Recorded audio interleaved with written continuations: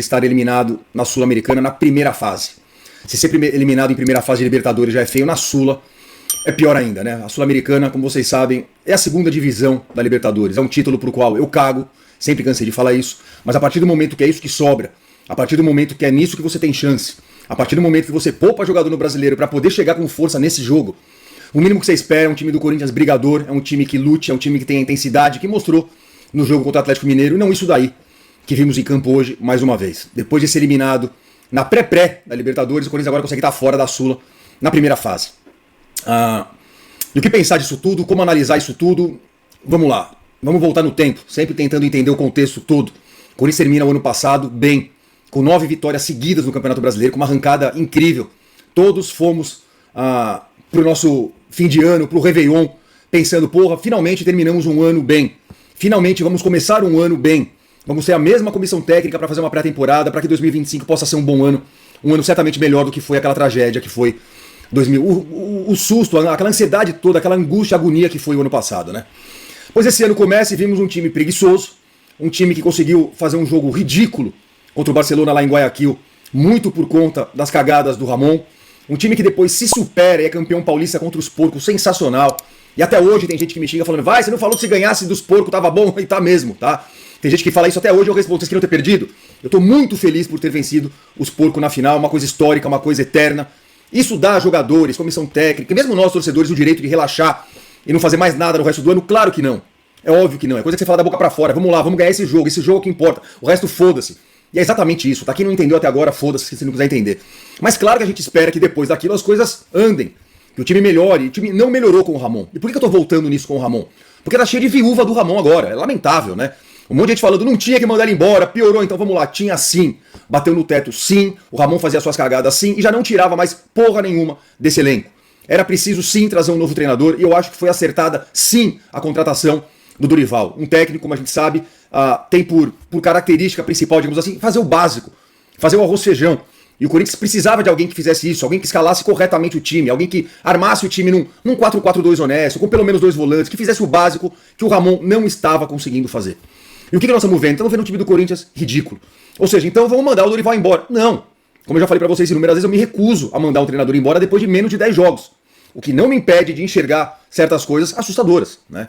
E não é à toa, portanto, que eu tenha dito pra vocês o que eu falei depois do jogo contra o Atlético Mineiro, quando eu fiquei muito feliz com o que eu vi. Por quê? Porque finalmente vimos intensidade. Vimos um time do Corinthians correndo, um time do Corinthians marcando, um time do Corinthians chegando junto, com fome. Porra, e todos pensamos a mesma coisa. Pô, se o time tivesse a postura daqui pra frente, as coisas tendem a melhorar. Pois bem, mas no jogo contra o Atlético Mineiro, os meus temores hoje se confirmaram, né? Ele foi com aquele meio de campo que eu adorei, com 3 volantes marcadores, com o Rian, com o Ranielli, com o Martínez e só o Carrilho no meio, certo? Eu achei que ele tinha enxergado que o caminho era aquele. Não, hoje a gente vê que ele tava poupando pra voltar com o Maicon. Pra colocar o Bidon pra jogar. Enfim, começa a assustar. Começa a passar pra todos nós a impressão de que o Dorival vai rodar daqui a pouco. Que o Dorival talvez não seja muito inteligente. Que o Dorival talvez não entenda onde ele tá e o que tá acontecendo. Então vamos lá, vamos retomar. O Corinthians faz um bom jogo contra o Atlético. Corre, marca, chega junto, cria chance, beleza. Aí vamos pro jogo de hoje. E ele poupou. Poupou por quê? Porque hoje sabíamos que se ganhássemos do Huracan, o Corinthians estava classificado. Aliás, requinte de crueldade. Sabemos agora que se tivesse empatado, estaria classificado. Porque o América de Cali conseguia a proeza de perder pro Racing até o final do jogo, quando conseguiram empatar. Ou seja, se o Corinthians tivesse perdido do misto do Huracan, estaria classificado. Mas o Corinthians conseguiu mais uma vez fazer um jogo daqueles que tira o torcedor do sério, de sangrar os olhos, de fazer a gente pensar, esses filha da puta tão de sacanagem, o que tá acontecendo com aquele time que terminou tão bem o final do ano passado. Então vamos lá rapidinho, não vou falar de todos os lances do jogo, só quero falar por cima, mas fala da escalação. Hugo, e ele foi de novo com o Félix, ou seja, ele preferiu não entrar com o Mateuzinho. Félix, Kaká, Ramalho, Anrileri. Ranielli e Martínez, 2 volantes, ok. E lá vem Bidon e Carrilho. Bidon, mais uma vez, vou perguntar pra vocês do Bidon. Eu tô isso aqui já de falar que o Bidon é um novo Matheus Vital. Posição um pouquinho diferente, ok, mas é isso. É mais um desses menininhos bonitinhos que a gente tem, que é habilidoso, parece que sabe jogar bola, mas que não tem testosterona pra jogar no Corinthians. Bidon, na boa, irmão, todo respeito, eu já cansei de você, tá? A essa altura do campeonato já era pra você ter tido personalidade suficiente pra mostrar alguma coisa. E você não mostra.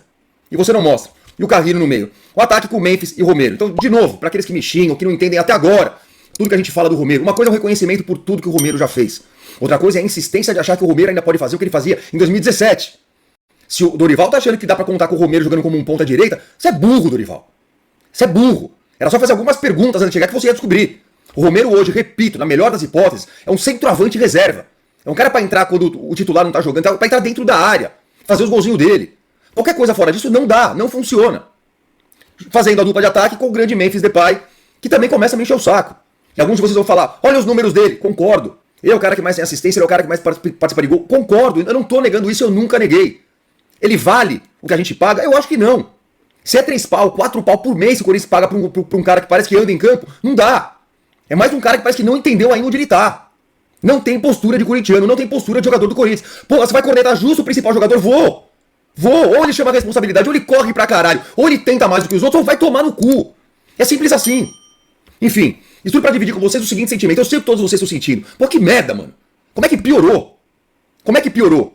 E aí qual que é o raciocínio óbvio? Bom, se esses jogadores não davam certo na mão de outro treinador, não deram certo na mão do Ramon, não estão dando certo na mão do Dorival, o problema são os jogadores. E talvez seja.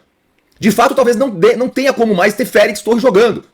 E o Mateuzinho, que de vez em nunca faz um jogo bom. O Ramalho hoje de novo, mais uma atuação trágica do Ramalho. O cara lá deitou e rolou em cima dele. Kaká também é fraco, você percebe que todos parecem fracos. Enfim, o time do Corinthians tem alguns jogadores que parecem não ter condições de jogar no Corinthians. É isso. E que realmente precisamos de reforços. O que eu acho? Eu acho que as duas coisas estão certas. Nós de fato precisamos de alguns reforços. Nós de fato temos jogadores que parece que não servem para jogar no Corinthians. Mas eu também acho que um treinador minimamente qualificado consegue tirar mais esses caras. Consegue ser mais inteligente. Consegue uma proposta de jogo mais inteligente. Consegue resultados melhores. E o Dorival é cedo para falar, repito, é cedo para falar, mas não muito. Já dá para enxergar algumas coisas. O Corinthians, repito, o Corinthians no sábado me deu uma alegria enorme. Me deu uma alegria enorme, me deu esperança. Falei, ufa, tá aí ó, o time hoje correu, chegou junto, mordeu. Quem sabe agora as coisas não estão começando a andar. E aí vem o jogo de hoje. Suco de Corinthians, aquela coisa assim, o time andando em campo, parece que não tá nem aí, parece que tira o torcedor do sério. Tira o torcedor do sério. Enfim, lamentável. Lamentável. E ou seja, o Dorival, você criou uma situação complicada pra você agora, porque o tempo começa a correr contra você e a paciência vai acabando. Pra sorte do Dorival e pra nossa sorte de todos, vai ter uma parada agora. Temos o jogo contra o Vitória, depois temos o jogo contra o Grêmio, é isso? E aí para. Tem o Campeonato Mundial, o novo Mundial, e vai parar. O Dorival vai ter todo o tempo do mundo pra treinar esses caras, pra poder voltar com o time nos cascos, voltar correndo, voando e com alguma proposta de jogo. É isso. E muita gente e os precoces já vão falar, manda embora agora, já traz um cara agora pra treinar, amigão. Percebe? Não dá pra conversar com vocês, porra. Não é assim que se faz futebol. Não dá pra querer mandar um treinador embora a cada 2 meses. Não dá. Não dá, eu não vou nem comentar esse tipo de comentário. Beleza? Ou seja, na minha cabeça é isso. Tá claro e cristalino. Tá aí o tempo que o Dorival precisava pra trabalhar. E ele vai ter. E ele vai ter. Na volta nós vamos ter todas as respostas possíveis. Vamos ver quais são os jogadores que de fato não merecem estar ali, os que não têm condições de estar ali, e se o próprio Dorival tem condição de estar ali. Repito, o time pode não ser essa maravilha, mas o Corinthians deveria, no mínimo, competir contra o Huracan. Parabéns pro Huracan, o Huracan tá na final lá do Argentina, o time eles estão bem, estão numa fase boa. Repito, o Corinthians tem a obrigação de competir contra o Huracan. E não compete. É assustador, tá? É assustador. O vídeo vai ser curto hoje, tô voltando no meu retiro espiritual no Tibete, como vocês sabem. Tá aqui o pai. A gente tenta, né? A gente tenta relaxar, a gente tenta relaxar a mente, a gente tenta. Mas tem um coringão na nossa vida, né? Então certas coisas são impossíveis de acontecer, não dá pra desligar. Mas sei que eu tô atrasado com todos os agradecimentos, sei que eu tô atrasado com o pessoal que mandou valeu, sei que eu tô atrasado com o pessoal que virou membro do canal, que eu não coloquei ainda, peço 1000 desculpas, tá? Vou fazer isso tudo entre amanhã e depois. Ou seja, hoje terça-feira. Prometo pra vocês que na quinta-feira, no máximo na sexta, teremos o pós. E aí tudo volta ao normal aqui no canal, beleza? Antes de encerrar, só queria fazer um comentário. O Stabile, o presidente do Corinthians, Osmar Stabile, era o vice que assumiu no lugar do Augusto, como todos vocês sabem. O Stabile agora vai convocar eleições, Assembleia Geral dos Sócios, para os sócios confirmarem o afastamento ou não do Augusto. Enquanto isso, o Stabile não só pode, como deve, agir como um presidente. De acordo com o estatuto, como vocês sabem, assim que o presidente sofre impeachment, todos os diretores passam a ser automaticamente demissionários. Ou seja, todos perdem os seus empregos, mas nada impede o Osmar de falar, olha, você pode ficar aí, tá? E algumas coisas boas que descobrimos hoje foi, ele ligou pro Fabinho Soldado, deu toda a tranquilidade pro Fabinho Soldado e falou, você continua aí, tá tudo certo. Pro Dorival a mesma coisa, vamos que vamos, tá?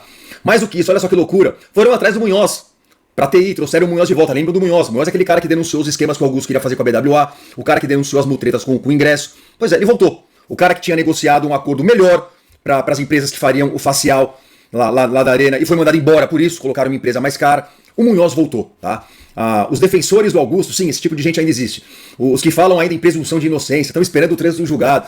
Essas pessoas vão falar, tá vendo? Os bandidos, aqueles que sabotaram o Augusto, agora estão botando as manguinhas de fora. Esse Munhoz era um safado. O Munhoz é que era safado.